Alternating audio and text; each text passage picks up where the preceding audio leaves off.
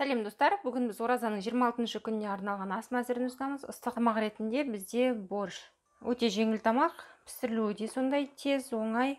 Бізге қажетті нәрселер: картошка, ет, пияз, қызылша, сәбіз, тәтті бұрыш, томат пастасы немесе 2-3 бас қызанақ, қырыққабат кез келген түрі, қуыру үшін сұйық май, тұз, кориандр, кішкене розмарин. Бұдан бөлек тұздығына қаймақ немесе майонез, сарымсақ және кішкене қара бұрыш, лимон шырыны қажет болады, 1-2 ас қасық көлемінде. Сонымен бастаймыз. Майымызды құйып, ет пен пиязды қуырудан бастаймыз. Етті сақтап турап алыңыз.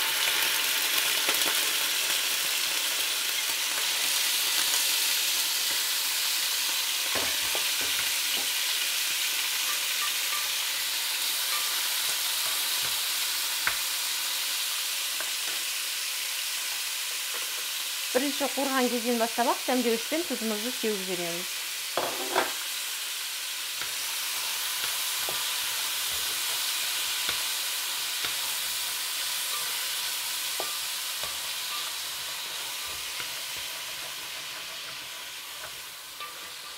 Жақсылап араластырып, еті өзінен сөлін бөлгенше және ол сөл тартылғанша қуырамыз.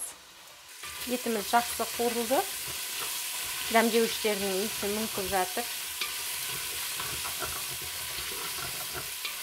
Әсіресе розмариннің иісі. Және осы еттің үстіне қызанақты турап салып жібереміз. Егер қызанақ жоқ болса, 1-2 ас қасық көлеміндегі томат пастасын немесе құрғақ томат 1 ас қасық қосуға болады.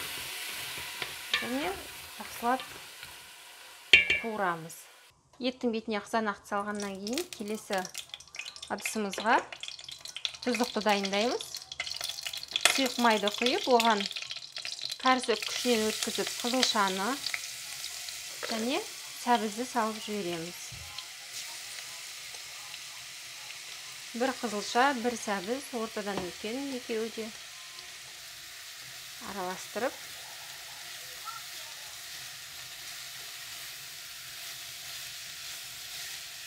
жеті минуттай қуырамыз.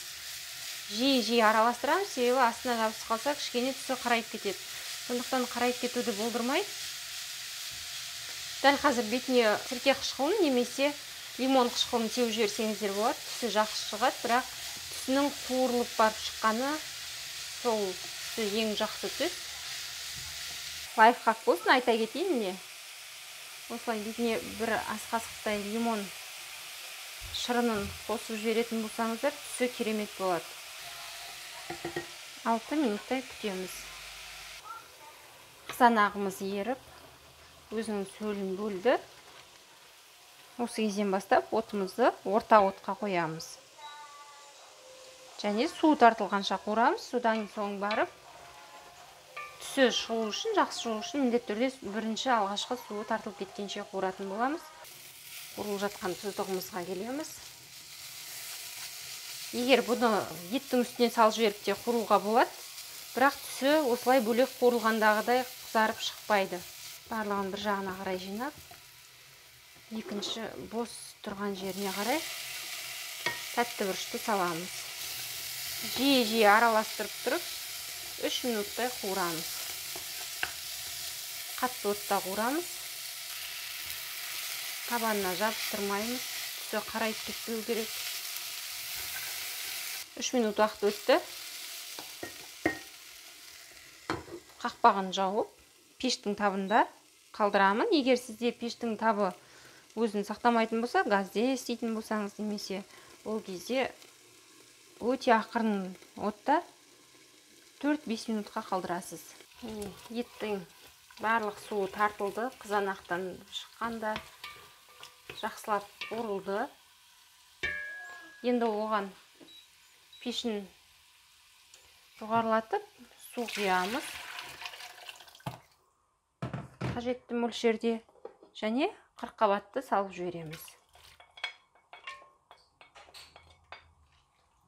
Осылай 20 минут қайнатамыз ақырын отта. 20 минут қайнады. Енді оған турап қойған картошкамызды саламыз. Осылай картошкасы піскенше қайнатамыз. Картошкасын салғаннан кейін біз бетіне соус дайындап қоямыз. Бір тіс үлкен сарымсақ, оған бір ас қасық қаймақ немесе майонез, және бір ас қасық қою сүт немесе кез келген сүт бола береді. Қою сүтпен жақсырақ. Және осының барлығын шаншқымен немесе араластырғышпен араластырамыз.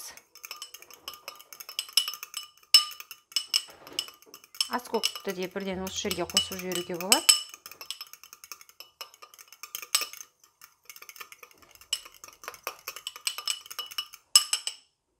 Соусымыз дайын. Тамағымыз дайын болам дегенше салатымызды дайындаймыз. 200 грамм қатты ірімшік. Бүгінгі тамағымыз сұйық тамақ, оның үстіне өте жеңіл тамақ болғандықтан ақуызы көп болатындай салат жасаймыз. 3-4 тауықтың жұмыртқасы, орнына 5-6 бөдененің жұмыртқасын қосуларыңызға болады. 1 немесе 2 қияр, 2 үлкенірек қызанақ, жарты шай қасық тұз қосамыз, 2 ас қасық йогурт классикалық, немесе қаймақ, немесе майонез қосып араластырамыз. Бетіне тәрелке төңкеріп, бір тегіс араласуына жағдай жасаймыз. Салатымыз дайын. Тамағымыз дайын.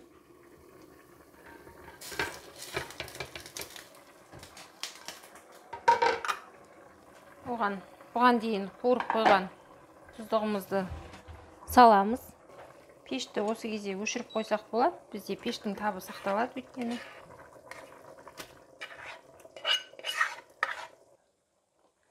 Араластырамыз. Және оған қалаған аскөгімізді салып араластырып жібереміз. Және ыстық күйінде ыдысымызға құйып аламыз. Және бұған дейін дайындап қойған соусымыздан алып, бетіне саламыз. Соусымыз іркітіркіс болып кетпейді, сүті араластырғанның арқасында. Салатымыз дайын. Смузиіміз дайындауға кірісеміз. Смузи үшін бізге 1 банан, 1 алмұрт, 1 қияр және 1 қызылша керек. Піспеген шикі күйіндегі қызылша және 1 уыс, 1 қолдың 1 уысымен таңқурай керек. Болмаса орнына 10 шақты түйір құрма қосуларыңызға болады. Барлығын ыдысымызға саламыз. Сондай-ақ су қажет жарты литрдей. Барлығын блендерімізға саламыз. Бұл смузидің пайдасы ауызды сумен немесе құрмамен ашып болғаннан кейін бірден ішіп алып, кісілер намаз оқып келем дегенше, ол өздігінше асқазан ішек жолында ферменттер түзе бастайды. Асты қорытуға арналған түрлі. Және су құямыз. Қазір жаным ашып берем. Смузиімізді құйып аламыз. Көпіршіп, иісі көп, дәруменге бай.